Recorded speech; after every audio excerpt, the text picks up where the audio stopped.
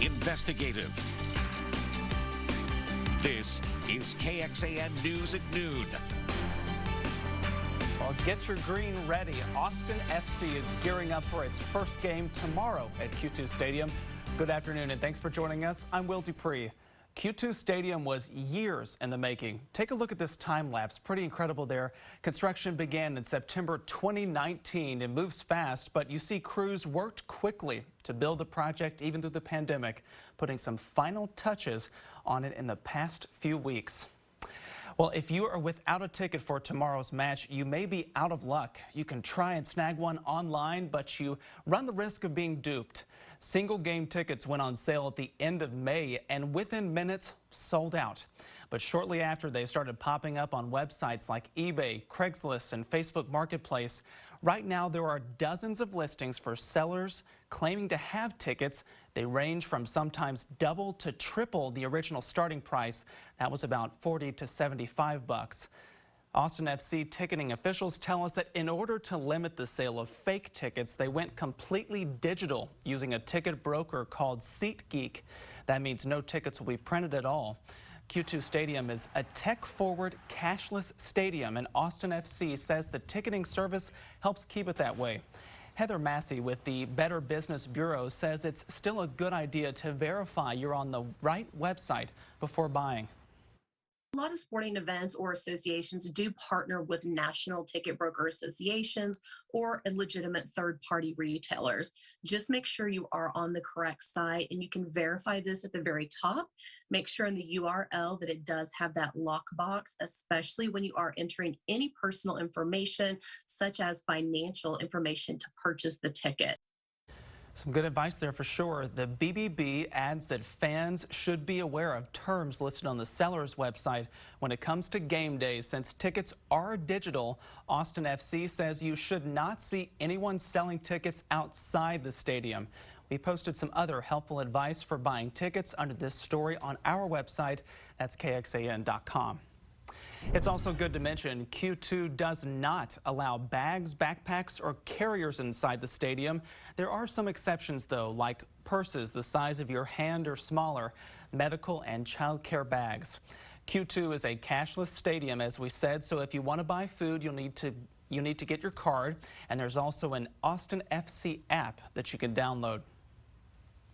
The CW Austin and KXAN are the place you can go to see Austin FC. Join us Saturday evening for an hour-long live pregame special edition of KXAN News over on the CW Austin. That's followed by the matchup against the San Jose Quakes. So exciting. Yeah, a big day for sure. So I know a lot of people who might have tickets or are interested in watching the game. What's going to be the weather forecast? Well, it's going to be hot. Yeah. Absolutely. So, I should have known. Yeah. So we got to start drinking water right now. Prepare for the weekend. It's going to be a pretty hot one, even for Father's Day as well. So we do have a little bit of relief in the forecast here to kick off the work week next week. But again, yeah, the next couple of days are going to be very, very hot. A live look outside right now, mostly cloudy conditions in Austin, 89 degrees right now, but those temperatures continuing to climb in our next tropical system out into the Gulf. It's going to remain a pretty weak system, not really impacting us. In fact, it is so far away that we're going to be on that dry western side, and it's actually providing for some pretty hot conditions here. And we could even see a few showers if you are going to be traveling towards the Gulf Coast. There could be some strong rip currents out there, so be mindful of that for you and your family if you are going to venture out in the water. But look at this, the Southwest, man, they have been dealing with the heat all week long, record-breaking heat. Death Valley yesterday broke a record of 128 degrees. Could you imagine, right? They're going to still see these hot temperatures here all the way through the weekend as that high pressure system really does not move out. It's at 114 for a high today in Las Vegas. St. George at 111, even in the California area dealing with temperatures there into the triple digits. So it's hot here, but it could be a lot worse. 88 in Kingsland right now. It's actually not too bad. 87 in Driftwood, 88 in Georgetown, eastern counties here into the mid and upper 80s as well. Pollen numbers for today, also not too bad. They're both on the medium side here. The UV index, though, we're going to have to watch out for that all weekend long. All right, thank you, Sean. Heightened security at the Texas Capitol building this afternoon following reports of someone headed there with, quote, a bag of bombs.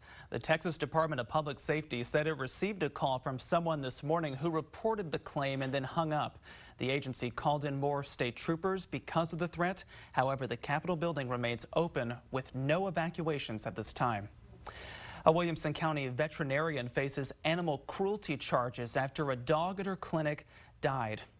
Jax was 5 years old, and his owners say surveillance video shows he was healthy when they dropped him off at the Animal Wellness Hospital in Taylor back in March. But when they picked him up days later, he had sores all over his body. The pictures are incredibly hard to look at, but they are posted right now on our website, KXAN.com. Jax was rushed to another vet and sadly had to be euthanized.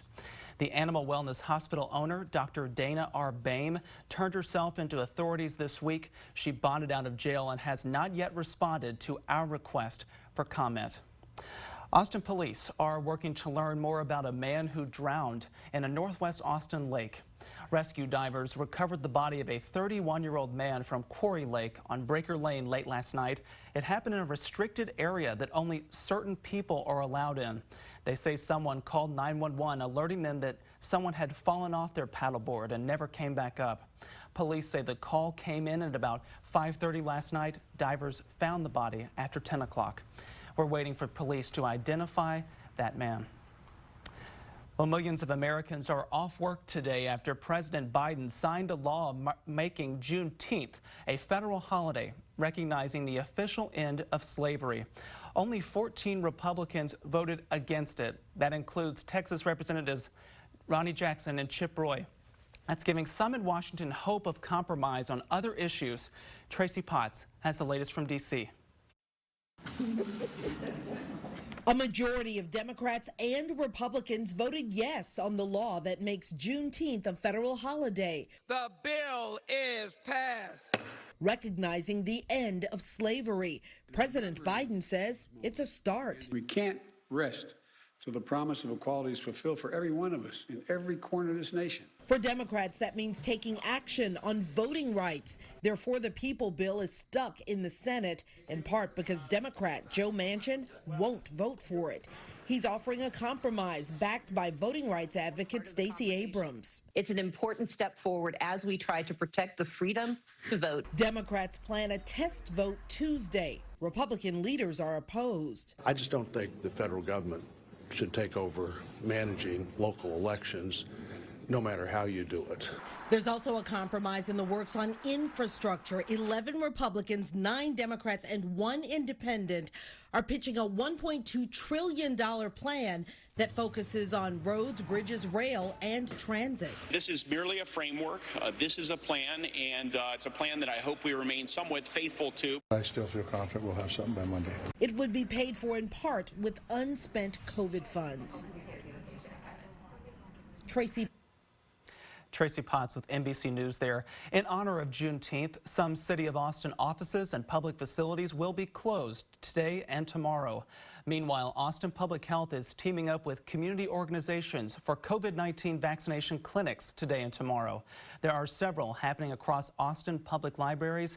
APH is offering free Moderna vaccines. To find a location near you, just call 311. Austin Public Health hopes to have 70% of people in the Austin-Travis County area with at least 1 dose of the vaccine by July 4th. And they're close. Nearly 66% of people over the age of 12 are now partially vaccinated. To help meet that goal, APH is working with organizations and businesses to host pop-up COVID-19 vaccine clinics. They say this will allow businesses to provide the vaccine without having people to take off time from work.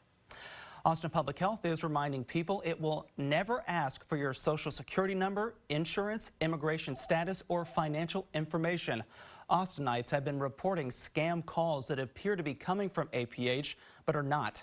If you get a similar call, ask for that person's name and title, then call 311 to ask to speak to that person. The boom of people visiting the LBJ National Historical Park is driving up tourism in nearby towns. A National Park Service report found that in 2020, 75,000 visitors spent a total of $4.5 million. That money supported 64 area jobs and provided a total of $6.5 million. That's despite all the closings due to the pandemic. Japan's top health advisor recommends having no spectators for the Tokyo Olympics. The advisor presented recommendations to the government and the games organizers this week. The document says holding competitions without spectators will minimize infection risks. But if organizers decide to have spectators, the experts suggest placing stricter attendance caps. They also said that spectators should be limited to locals only, and they urged officials to exclude spectators if there are signs of surges in the spread of infection. It's a big day for Olympic track and field athletes. 25 Longhorns are among those competing for a spot on Team USA. We introduced you earlier this month to Sarah Lancaster, a former UT basketball and tennis athlete. It wasn't until an idea a couple of years ago of running a mile under 5 minutes that led her on her Olympic journey. She qualified for both the 1,500-meter and 5,000-meter races, but she decided to only run the 1,500 because both races are on the same day. Regardless of that outcome, Lancaster hopes that she can inspire others to go after their own dreams. I think if you think you can do something, that's half the battle. Hopefully I've shown that if you put in a lot of effort and believe and work hard, that anything is kind of possible. Track and field trials end next Sunday. The Tokyo Olympics start on July 23rd, and our Candy Rodriguez will be there covering it all in Tokyo. The party has just begun. Austin FC fans are just one sleep away from the inaugural home match. But not everyone knows the game of soccer. That's okay. After the break, we break it down from the chants to the terms to get you all started. And a Texas woman makes history, becoming the very first female head brewer in her area. Up next, hear how she went from making beer as a hobby to bubbling to the top.